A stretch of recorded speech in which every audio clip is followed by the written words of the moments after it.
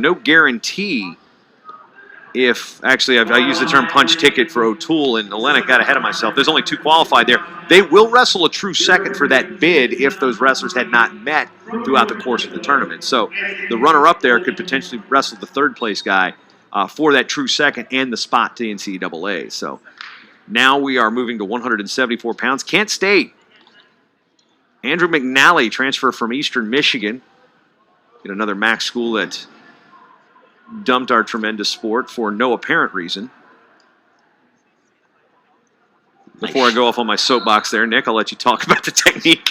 I'll tell you, beautiful shot. Nice high crotch, nice finish by McNally. And, McNally's a top 8 guy, ranked number 7 in the country right now. And he came out there and he took it to Pierce, but let's see what Pierce has on bottom.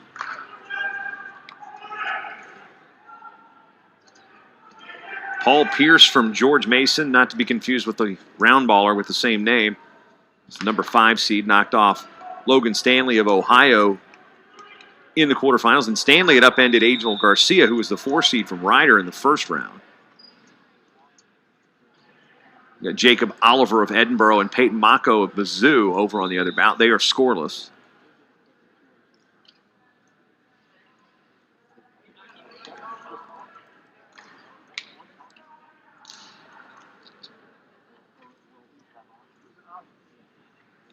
George Mason University, Fairfax, Virginia. Head coach Frank Beasley. Beasley was an alum of Bloomsburg, who was down here. Spent time coaching several places. Binghamton, Buffalo, NC State. Now the chance to run his own program in Fairfax.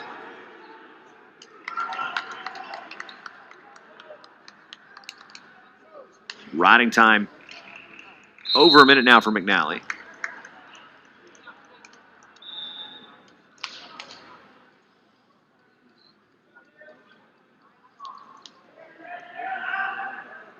Paul Pierce, a Virginia native. Brook Point High School in Stafford, Virginia. School has won a couple Virginia State titles, even though they've got like 14 classes in my home state. Brook Point, Blackhawks, good wrestling tradition there.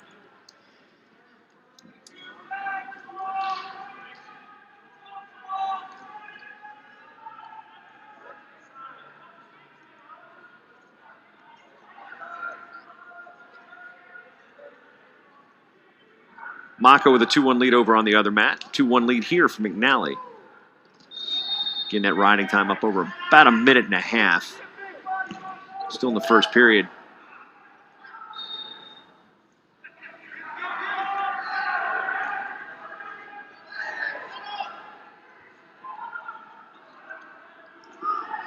Mako's got Oliver in trouble over on 3. We're neutral here.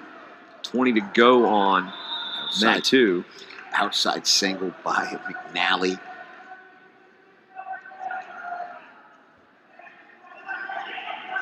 See if he can pick up, gets the 2 points just before. Nice finish by McNally to go up 4-1 with riding time. Nick, always important to steal those takedowns late in periods to win those periods. Those are the most important, and that's what separates guys that place at the Nationals every year or win a MAC conference championship. It's the guys that give up the takedown at the last 10 seconds, or the guys that can get that, or they give up moves, they give up takedowns on the edge. All those little things are what get you to that next level and make you, and a lot of times come down to whether you're going to the NCAAs or not going to the NCAAs. Close matches, with 6 seconds left, you can't give up that takedown.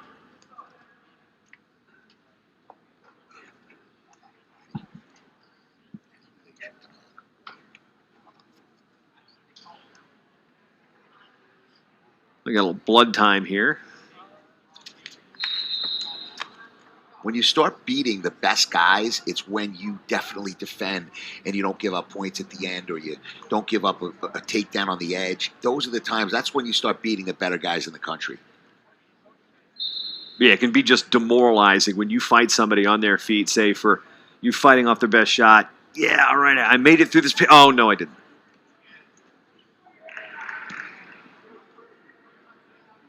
Pierce going to start the top position. And And McNally quickly up, out, turns and faces, and one on the escape, extending the lead now to 5-1. Pierce with a half shot. Good counter here by McNally, running that leg, doubling off, Nick. Beautiful finish. You know, you're keeping those feet moving, driving through to the end till you get that takedown. Excellent technique. Great job by McNally getting that other takedown.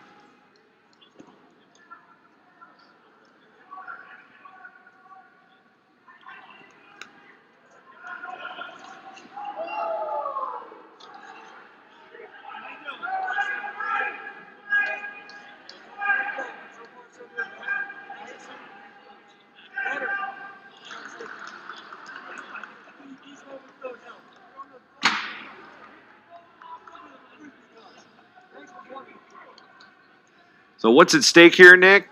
Trips to St. Louis. Here's the bids that we've got for each weight class. Of course, we know we have at-large selections on the table after these conference tournaments end up. As we see 125 pounds, we've talked about that. They've got 4 on the spot right now. Here, this weight class at 174 pounds. We've got 3 here.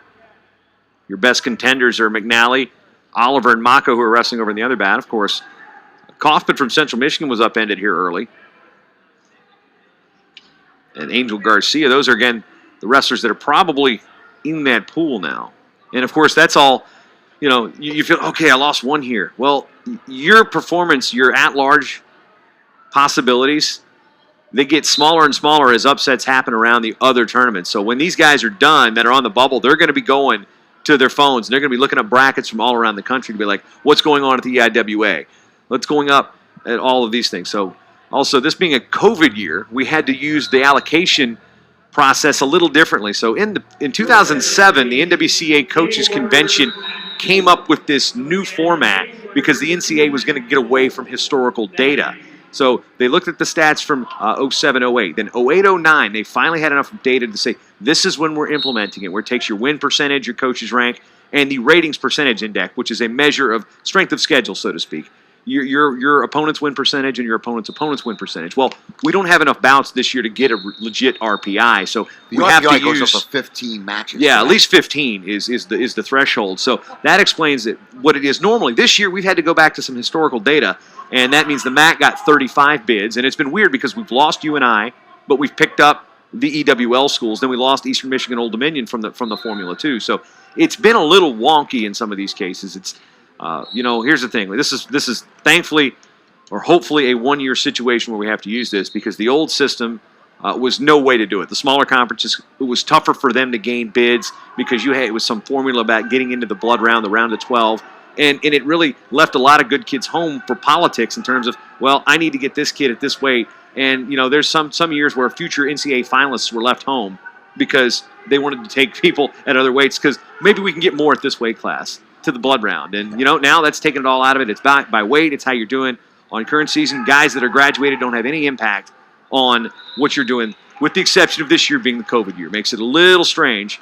But as we say that with a 7-2 lead for Andrew McNally, as we talk about the situation. Nick, when you were wrestling, it was one or done trying to qualify. Yeah, well, if you didn't win the championship, there was not even a wild card, So if you didn't win it, if you didn't win the conference, our conference, which was not the Big 10, not the Big 12, not the EIWAs at Old Dominion, you had to win it or you were not going. So it was a lot of stress on you. A lot of good wrestlers did not make it to the NCAA championships. Yeah.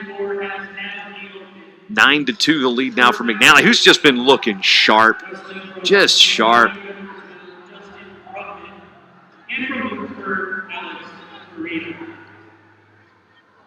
Mako now up. It's like 12-5 over on mat number 3. Head to the third period. How McNally and Pierce. Pierce going to go neutral to start the final 2 minutes.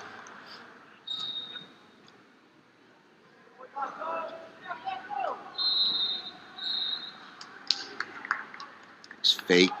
Nice defense right there. Nice little throw by into a single. Can McNally get it? Does not get the single, but nice little setup.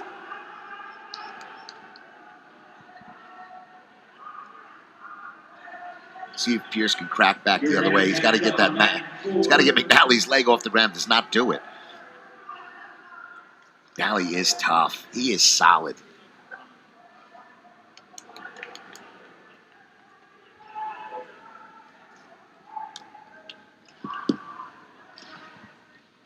Your next matchup for Anthony Gibson, and from Buffalo, Michael Pettit. Peyton Mako going to advance for Mizzou, 15-5 major decision over on the other bout. Once again, the next matchup on this board is Anthony Gibson from Northern Illinois and Michael Pettit from Buffalo. Another one in through for Missouri into the finals. You can hear 174 pounds. 3 at this weight. So the finalists will, here we go, let's say it with me, Nick, punch their ticket to the NCAA championship. We're gonna say that a lot today. Yeah, it's one thing you definitely see a lot. You're going to see a lot on social media from the respective schools. And here's one thing that's been great about social media and the sport of wrestling. You get to see some really cool graphics, and the social media and the sports information teams really do a great job. Most of the MAC schools, I think, are really, really on top of the ball with it. So 11-2 with riding time assured for McNally. Coming up on short time. Second round consolation at 149 pounds, your winner by decision 11-7 from Central Michigan, Corbin Hudson. And that'll do it. Major decision. So into the finals for the Golden Flashes of Kent State. Coach Jim Andersey has a finalist. His name, Andrew McNally, your winner at 174. The second consolation round at 157 pounds. Your winner by injury default from Bloomsburg, Alex Correa.